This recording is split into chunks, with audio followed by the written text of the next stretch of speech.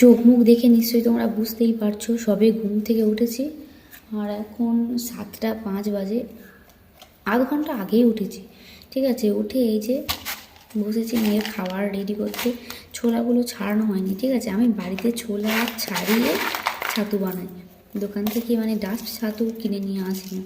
বলছিলাম যে মেয়ের কাশিটা বেড়েছে, তো ওই জন্য কী সব পাতা সব নিয়ে থেকে রস করতে হয়, তো এদিকে খুঁজে খুঁজে এসেছি, পেয়ে গেছি, ফাইনালি পেয়েছি, ঠিক আছে।